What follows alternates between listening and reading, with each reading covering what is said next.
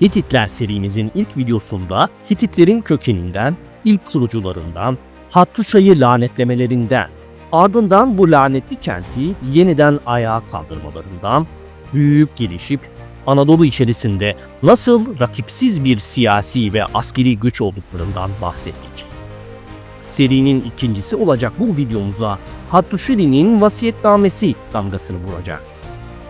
Likya Tarih, Anadolu'da Silinmez İzler Hititler serisi ikinci videosunda Hattuşili'nin vasiyetnamesini okumaya davet ediyor.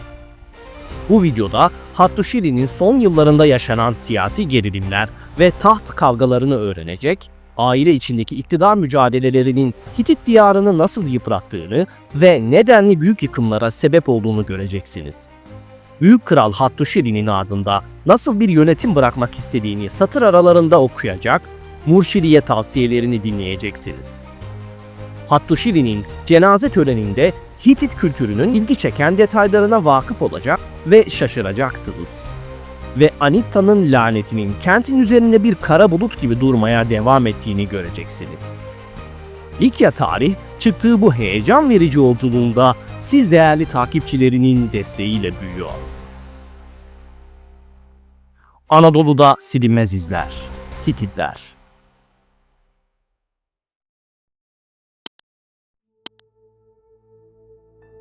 Hattuşili, sınır ötesinde ve hatta Fırat'ın doğusunda bir dönem sadece Büyük Sargon'un başardığı seviyede zaferler elde ede dursun, Hattuşa'nın toprağından göğüne yükselen kara bir lanet hala kentin ruhunda ve kulaklarında yankılanmaktaydı. Bu lanet Anitta'nın ağzından dökülmüştü. Hattuşa'nın toprağına yaban otu ektim. Benden sonra kim kral olur ve Hattuşa'yı tekrar iskan ederse gökyüzünün fırtına tanrısı onu çarpsın. Hattuşa'yı yeniden imar eden Labarna veya yeni ismiyle Hattuşili'ydi. Anitta'nın laneti veya yeni kurulan bir devletin sancıları farklı şekillerde isimlendirilebilir durumda olsa da Hattuşili'nin saltanatının sonları Hitit ülkesinin baştan aşağıya karışıklıklar ve iç savaşlarla çalkalandığı bir dönem olacaktı. Hattuşili vasiyetnamesi olarak adlandırılan bu hem Hititçe hem Akatça yazılmış belge heyecan verici durumda. Zira bu metin 3500 yıl önce yaşamış bir kralın dilinden döküldüğü gibi kaleme alınmış. Belgede kralın düşüncelerini açıkça okuyabiliyor, dönemin siyasi kargaşasına tanık olabiliyoruz. Büyük kralın varisini açıkladığı ve ona öğütler bırakıp bu dünyadan göçmeye hazırlandığı bu eşsiz belge Hattuşili vasiyetnamesi ismiyle benzersiz bir örnek olarak Hitit tarihine ışık tutuyor.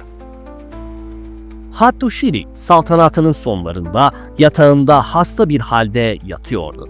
Etrafında Hitit dünyasının ileri gelenleri vardı ve vasiyetnamesini yazdırırken onlara da hitap ediyordu. Kral sözlerine şöyle başladı. İşte ben hastalandım. Size halefim olarak genç Labarna'yı söyledim. O tahta otursun. Ben kral onu oğlum diye çağırdım. Onu kucakladım, onu yücelttim. Daima onun arkasından koştum. Ama o bir oğul gibi davranmadı. O midemi bulandırıyor. Gözlerinde bir damla yaş yok. Acımasız, kalpsiz. Onu yatağıma vasiyetim için çağırmıştım. Bundan sonra kimse kardeşinin oğlunu evlatlık yapmasın. Labarna tam da metinde belirtildiği gibi aslında Hattuşili'nin oğlu değildi. Kız kardeşinin oğluydu ve evlatlık edinilerek tahta varis ilan edilmişti. Peki neden bir yeğen tahta oturmaya hazırlanıyordu? Bizzat Hattuşili de Tavaranna'nın yeğeni olarak tahta oturmuştu. Yoksa Hitit kralı Hattuşili'nin varis olabilecek kendi soyu yok muydu? Bu sorunun cevabı metnin devamında görülmekte. Hattuşili'nin halkın büyük çoğunluğu tarafından sevilen ve desteklenen bir oğlu vardı. Huzziya. Huzziya çoktandır varis olarak görülmekteydi ve 30 yılı bulan Hattuşili iktidarının bitmesini bekliyordu. Baba Hattuşili belki yönetim alışkanlıkları kazanması, belki de merkezi otoritenin ülkeye daha sağlam yerleşmesi anlayışıyla Huzziya'yı vali olarak Tappaşşanda kentine atamıştı. Ama kral saltanatının sonlarında ilk yıllarındaki desteği kaybetmiş, ülkenin ileri gelen soylularının ve danışman meclisi durumundaki Pankuş'un desteğini yitirmişti. sevilmeyen kral Hattuşili tahtından indirilmeli ve sevilen oğlu Huziya yeni kral ilan edilmeliydi. Huziya, Tappaşşan'da halkınca isyan etmesi için kışkırtılmış, kral ve varis prens arasında bir taht kavgası başlamıştı. Hattuşili vasiyetnamesinde bu dönem aynen şöyle anlatılıyor. Oğlum Huziya'ya bakın. Ben, kral, onu Tappaşşan'da şehrine efendi ettim. Ama onlar onu yakaladı, onu kötü yola sevk ettiler. Onu bana düşman yaptılar. Huziya, Sargon'dan bile güçlü olduğunu düşünen Hattuşili'ye hemen yakalanacak ve Tappaşşan'da isyanı bastırılacaktı. Huziya hain ilan edilmiş ve gözden düşürülmüştü. Artık Huziya bir prens değildi. Hattuşa da zindanda çürüyecek bir mahkum olmuştu. Hattuşili oğlunu öldürttü mü veya hapiste mi tuttu bilinmiyor. Ama metnin girişinde ve devamında merhamet salık verdiği düşünülürse Hattuşili'nin oğlunu öldürmediği olasılık daha muhtemel görünüyor. Fakat her durumda Huziya tahttan uzaklaştırılmıştı. Bu durum kralın tebaasında zaten yayılmaya başlayan huzursuzluğu daha da tetikledi ve yaygınlaştırdı. Hattuşili'nin Hattuşa'da çok zengin bir kızı daha vardı. Tappaşşanda'daki isyanın bastırılması sonrası Hattuşa'da halkın ve önde gelen muhaliflerin arasında kralın oğlu hapsedildiği ve başka erkek çocuğu olmadığı için kralın ardından bir köle tahta oturacak iddiaları yayıldı. Hattuşili bizzat kendi eliyle veraset sorunu yaratmıştı. Çok zengin olan prenses kardeşine yapılanları hazmedemeyecek ve muhaliflerin desteğini alarak Hattuşa'da büyük bir isyan başlatacaktı. Hedefi aradan çekilen Huziya'dan sonra kendi oğlunu tahta oturtmak ve müthiş zenginliğini de kullanarak Hitit dünyasında çok etkili bir pozisyon olan Tavananna makamını yani traliçeliği kazanmaktı.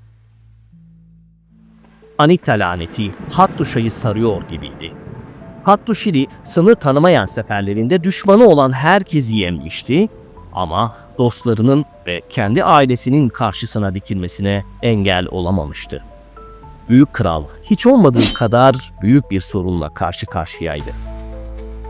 Hattuşili vasiyetnamesinde prensesin isyanının nedenli geniş çaplı olduğunu açıkça görebiliyoruz.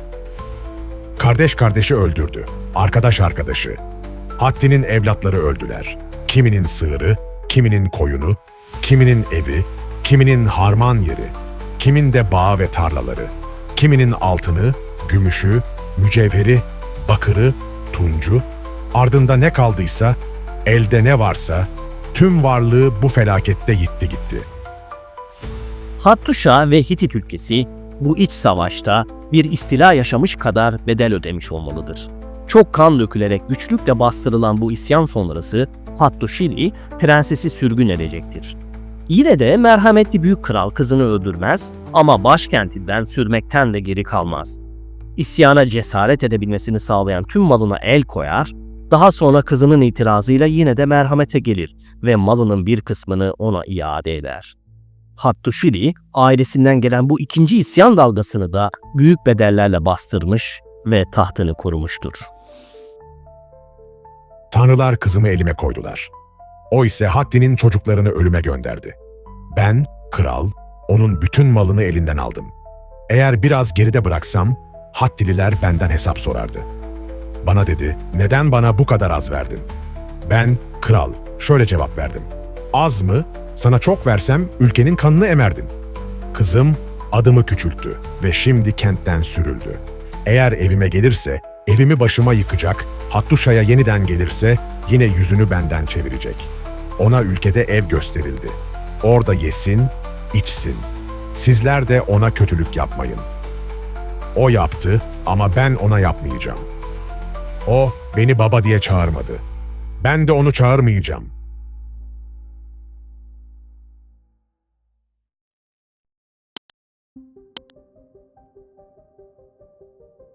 Bu örnek Hitit dünyasında kadınların ne kadar güçlü olabileceğinin ispatı sayılabilir.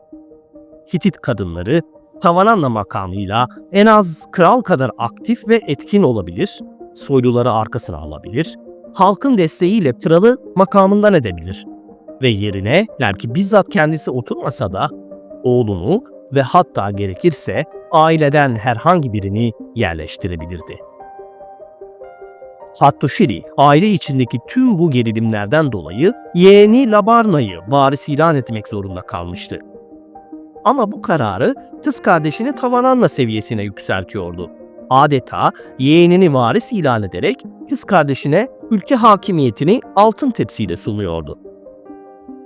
Kız kardeşi bu süreçte hırslarına yenik düşmüş ve varis ilan edilen oğlunun bir an evvel tahta oturması için ailesiyle birlikte harekete geçmiş olmalıdır.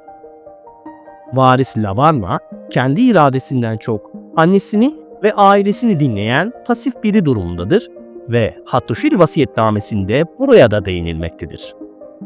O, Labarna, kralın sözünü aldırmadı. Ne yaptı? Yılan annesinin sözünü dinledi. Ona erkek kardeşleri ve kız kardeşleri her zaman soğuk sözler götürdüler. O ise onları dinledi. Ben, kral, bunları işittim. Ve işte ben, şimdi savaşa karşı savaş açıyorum. Hattusili'nin her ifadesinde Hitit dünyasının nasıl bir taht kavgasına düştüğü görülebiliyor. Hattusili, kendinden sonra tahta oturacak kişiyi bir türlü bulamıyor, alternatifler arasında gezinirken olan Hititler oluyordu. Belki de Hattusili'nin çocukları tam da kralın belirttiği gibi makamı hak etmeyecek kişilerdi. Mevzunun bu kısmını tam olarak bilemiyoruz. Hattusili, hasta yatağında isyanlara en çok bulaşanların doğrudan yüzlerine, ülkenin soylularına tüm bu isyan süreçlerini çekinmeden anlattığına ve yazdırdığına göre her durumda cesur biridir. Adeta her koşulda galip gelen ben oldum demektedir. Vasiyetname şöyle devam ediyor. Bırakın şunu, artık o benim oğlum değil.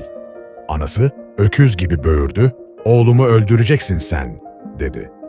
Ben, kral, ona bir kötülük mü yaptım? Onu herkesin içinden öne çıkartıp yüceltmedim mi? Fakat o, kralın arzusuna sıcak bakmadı. Kendi isteğiyle Hattuşa'ya nasıl sevgi gösterecekti? Hattusili, Labarna ve annesinin tüm hırslarına ve özellikle belirttiği kalpsizliklerine rağmen ne kız kardeşini ne de yeğenini öldürttü. Aynen kendi kızında olduğu gibi onları başkentinden uzaklaştırdı ve onlara yeni yerleştikleri kentlerde zengin bir hayat sundu. Fakat veraset sorunu hala ve büyük bir mesele olarak ortada duruyordu. Hattusili, Pankuş Meclisi üyelerinin önünde yeni varisini tam da burada açıklayacaktı. Artık tahtın sahibi, yaşı çok küçük de olsa torunu Murşili olacaktı. İşte Murşili, benim oğlumdur. Onu tanıyın, onu tahta oturtun. Tanrı tarafından onun kalbine iyilik verilmiştir. Ve Tanrı ancak bir aslan yerine başka bir aslan koyar. Bu ifadeler Hattuşa'nın aslanlı kapısını size de hatırlatmış olmalıdır. Aslan, Hititler için belki de günümüz insanından çok daha fazla iktidarla özdeşleştiriliyordu. Ve Hattusili yıllıklarında olduğu gibi vasiyetnamesinde de kendinden bir aslan olarak bahsediyordu. Murşili iktidarının meşruiyetini böylece sabık kraldan alıyordu. Hattusili için geçerli varisi torunu Murşili olmuştu. Murşili resmen tahtın varisi ilan edildi ama Hattusili için bu yeterli değildi. İyi kalpliliğine iyi bir eğitim eşlik etmeliydi. Cesurca yetişmeli, düşmanın karşısına çıkmaktan çekinmemeliydi. Hattusili vasiyetnamesi, Hitit tahtının yaşadığı tüm bu karmaşa rivayetlerinden sonra huzurlu bir ülke yönetiminin formüllerini sıralayan müşfik bir baba rolündeki Hattusili portresine dönüşecektir. Hattusili, hem tahta oturacak yeni varisi, koy delikanlı Murşili'ye tavsiyeler sıralar, hem de tebaasına sorumluluklar verir. Onu kahraman bir kral olarak yetiştirin. Savaşa götürürseniz onu sağ salim geri getirin. Soyunuz kurtlarınki gibi birlik olsun ve düşmanlık olmasın. Üstünlük taslamayın. Aranızdan düşman çıkarmayın. Sonra kimse kuralları çiğnemesin. Hiç kimse şöyle demesin. Kraldır, canının istediğini yapar. Ben onu bağışlarım. İster olsun ister olmasın, içinize böyle bir kötülük düşmesin. Biri diğerini arkaya itmesin, haksızlık yapmasın. Ve biri diğerini öne sürmesin, kayırmasın. Şimdi siz ki benim aklımın keskinliğini iyi bilirsiniz, oğlumu akıllı biri olarak yetiştirin. Murşidi için öğretmenler tutulur, kralın istekleri doğrusunda eğitim alması garantiye alınır. Ama asıl dersi dedesinden, Hattuşili'den alacaktır. Hattuşili vasiyetnamesi bu aşamadan sonra artık bir rehberlik metnine dönüşüyor. Hattuşili, torununa iyi bir lider olmak için önerilerini sıralıyor ve bu önerileri düzenli aralıklarla okumasını emrediyor. Dünyadan göçüp giderken öğretilerini ardında kalan torununa rehber etmek istiyor. Şimdiye dek ailemden kimse arzularımı kabul etmedi. Murşili, evladım, sen sözlerimi kabul et. Babanın sözlerini korursan ekmek yiyecek, su içeceksin. Herhangi birini suçlu mu gördün? Ya da bir kimse Tanrı'ya karşı günah mı işledi? Ya da bir kimse herhangi bir kötü söz mü söyledi? Acele etme. Önce meclise, Pankuş'a sor. Dedikodular Pankuş'tan geri çevrilmelidir. Sonra oğlum, vicdanından ne geçerse doğru bildiğini yap. Ardından Hattuşili, Asiller Meclisi Pankuş'a sorumluluklar yüklüyor. Sizler benim önde gelen hizmetkarlarım. Benim sözlerimi koruyun. Korursanız ekmek yiyeceksiniz, su içeceksiniz. Hattuş'a yükselecek, ülkemde huzur olacak. Eğer korumazsanız ülkem başkalarının olacak.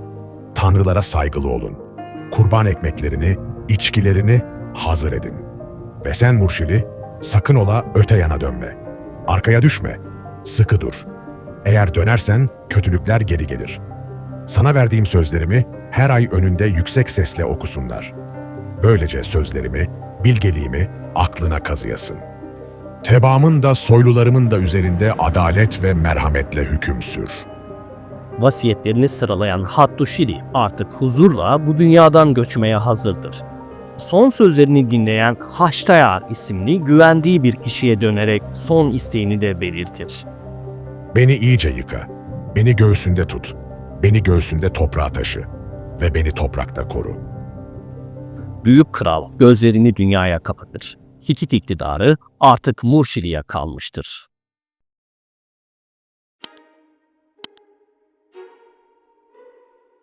Hattuşili'nin ölümünden sonra nasıl bir cenaze töreni düzenlendi bilinmiyor.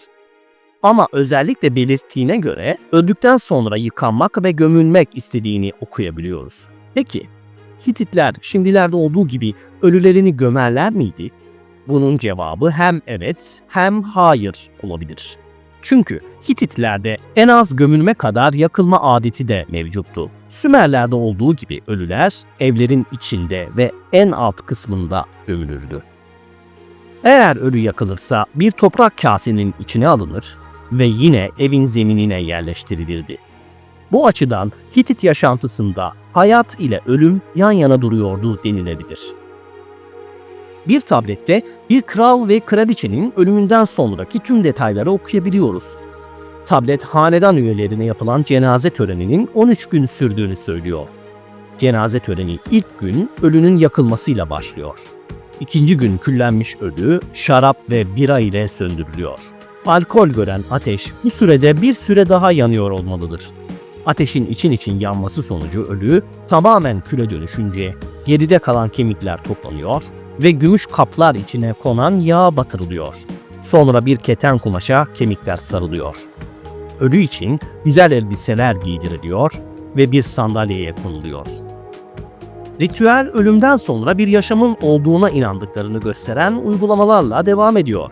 Sandalyeye konulan ölünün önüne bir masa çekiliyor ve en sevdiği çeşitli yiyeceklerle donatılıyor. Elbette bu yemekler ölünün yemesi için değil, cenaze törenine katılan insanlara ikram edilmesi içindi. Halen Anadolu'nun birçok yerinde vefat sonrası cenaze evinin yemekler yedirmesi adeti devam etmektedir. Hititlerde cenaze evinin durumuna göre sadece yemeklerle kalınmıyor. Ölünün ruhu için bir büyükbaş kurban ediliyor. Misafirler doyuruluyor ve ardından ölünün kemikleri taş ev denilen bir yere alınıyor. Etrafında yağlardan kandiller yakılıyor. İki büyücü kadın tüm bu işlemlerden sonra ölünün olduğu yerde karşılıklı oturuyor ve biri elinde bir terazi tutuyor. Terazinin bir kefesinde altın, gümüş ve değerli taşlar, diğer kefesinde ise toprak bulunuyor. Teraziyi tutan büyücü kadın diğer kadına soruyor. Ölünün ruhunu öte dünyaya kim götürecek? Arkasından güneş tanrısına yani güneşe dönülüyor ve terazi kırılıyor. Tüm bu süreç boyunca şarkılar, ilahiler söyleniyor, ağlayıcı kadınlar ölüye ağlıyor ve bir yandan da dövünüyor. Hititlerde ölümden sonraki hayat için terazi imgesi çok ilgi çekici durumda. Ayrıca terazinin bir kefesinde değerli taşlar varken diğer kefesinin ise toprak ile dengelenmesi, ölümden sonrası ve dünya hayatı konusunda birçok tasavvufi görüşle benzeşir durumda.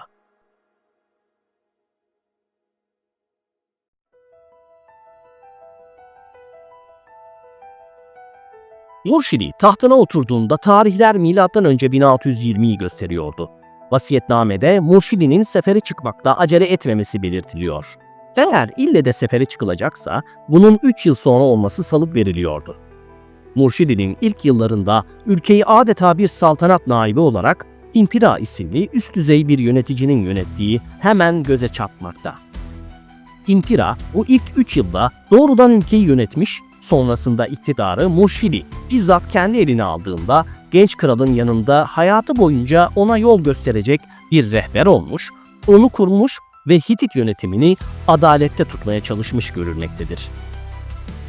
Eski Hitit dönemine tarihlendirilen bir belgede İmpira'nın yönetim tarzını aynı Hattuşili'nin ardındaki iktidara vasiyet etmesi gibi tavsiyelerle bırakmaya çalıştığı görülüyor. İmpira metni olarak isimlendirilebilecek tablette aynen şöyle yazıyor. Kimsesizlerin ellerine ekmek tutuştur, onlara merhem sür. Hasta bir kişiye iyi bak ve ona ekmek ver, su ver. Onu sıcak çarpıyorsa serin bir yere al, eğer üşüyorsa sıcak bir yere al. Sakın kralın tebaaları olur olmaz şeylerden kırılmasın. Halkın akan kanını yerde bırakma. Şarapçı başının evinde her şey düzenli gitsin. Çatılar su akıtmasın. Kaplara dikkat et. Aç kimseye ekmek ver. Çıplığa giysi ver. Ben Pimpira, kralı korudum. Siz de kralın sözlerine kulak verin. Sakın riyakar olmayın. Murşidi, belki yanındaki değerli devlet adamlarından, belki de aldığı iyi eğitim neticesinde hemen Büyük Kral Hattuşili gibi güçlü bir yönetim gösterecek ve dedesinin yerini dolduracaktır. Hititlerin iç düzenini sağlamış, iç savaşlarla yıpranan ülkesini yeniden imar etmiştir ve hatta dedesi Hattuşili'nin intikamını almak sahikiyle Yamhat Krallığı'nın geride kalan son kalesi Halep'e yürümüştür. Kendi düşürmüş ve Yamhat Krallığı'na son vermiştir. Murşidi ile birlikte Hititlerin Suriye ilgisi başarıyla nihayete erdirilmiş görülüyor. Hititlerin eski dünyanın büyük güçlerinden birini sona erdirmesi ve Doğu Akdeniz'in hakimiyetini ele geçirmesi Hitit krallarının kendilerine büyük kral demelerini haklı kılıyor. Murşidi, iktidarının ilerleyen yıllarında aynı Yamhat Krallığını bitirdiği gibi büyük ve çılgın sayılabilecek bir seferle Fırat boyunca ilerleyecektir. Adeta dedesi Hattuşili ile yarışıyor ve şan, şöhret ve başarıda onu geçmeyi düşünüyordur. Başkentinden yaklaşık 2000 kilometre uzaklıkta olan antik Mezopotamya'nın başkenti sayılabilecek Babil'e Fırat boyunca savaşa savaşa ilerler, kentleri yağmalar, büyük bir ganimet toplar ve sonunda M.Ö. 1595'te Babil'i de düşürür, meşhur basamaklı Zikkurat Kalesi'ni bir daha ayağa kalkamayacak şekilde yıkar, kenti yağmalar. Hammurabi Hanedanı'nın son üyesi Samsu Dituna zaten Kassitlerin baskısı altındayken Hititler mevcut Babil iktidarını yerle bir etmiş ve Mezopotamya'yı bir arada tutan bir gücü ortadan kaldırmıştır. Hititler kalıcı olarak Mezopotamya'da yerleşmeyi düşünmediklerinden Babil'in yönetimini kendilerine bağlı kalacaklarını düşündükleri Kassitlere bırakacaklardı. Murşidi, Babil yağmasıyla müthiş bir işe imza atmıştı ve Hitit nüfuzunu Basra Körfezi'ne kadar uzatmış, Mezopotamya'da Hattuşa yönetimine boyun eğmeyen kimse bırakmamıştı. Dönüş yolunda Hurileri de yendi ve muzaffer bir komutan ve lider olarak Hattuşa'ya döndü. Ama Anitta'nın laneti yeniden bir yol buluyor gibiydi. Uzun zaman başkentinden ayrı kalan Murşidi'nin ardından entrika kazanları kaynatılmış, başkentte kralın yokluğu sonrası yepyeni ittifaklar kurulmuştu. Entrikanın merkezi Murşidi'nin en güvendiği adamlarından biri ve sakisi Hantili'ydi. Hantili'ye göre Murşidi'nin Babil yağması tanrıları hasta etmişti. Murşidi, tanrılar nazarında günahkar oldu. Hantili gizliden gizliye Murşidi'ye diç bilemeye başlamıştı. Halbuki Murşidi onu kız kardeşi Harapşidi ile evlendirmişti ve onu başkentte ardından bırakmıştı. Hantili, geri dönen tanrıların düşmanı olmuş Murşidi'ye Hattuşa'yı bırakmak istemiyordu. Kızını Zidanta isimli güçlü bir adamla evlendirmişti. Murşidi'yi tahtından indirecek entrikaları damadıyla planladı ve sonra hayata geçirdi. Murşidi bir anda suikaste uğradı ve öldürüldü. Babil'e yürüyen Hitit kralı Hattuşa sarayının koridorlarında hayata gözlerini yummuştu. Hantili ile birlikte Hattuşa'da bir aile içi suikastler dönemi başlayacak ve yaklaşık 70 yıl boyunca da devam edecektir. Telepinu fermanı Hantili ve Zidanta'nın Murşidi'yi nasıl öldürdüklerini aynen şöyle anlatıyor. Hantili Murşili'nin yanında bir sakiydi. Murşili'nin kız kardeşi Harapsili'yi eş olarak aldı. Zidanta, Hantili'nin kızı ile evlendi ve Hantili ile işbirliği yapıp çok kötü bir günah işlediler. Murşili'yi öldürdüler, kan döktüler. Hitit tahtı bir ihanetle yeni sahibini buluyordu. Hantili bir suikast ile tahtına eli kanlı biri olarak oturuyordu. Ama bu örnek Hattuşa tahtı için ne ilk ne de son olacaktı.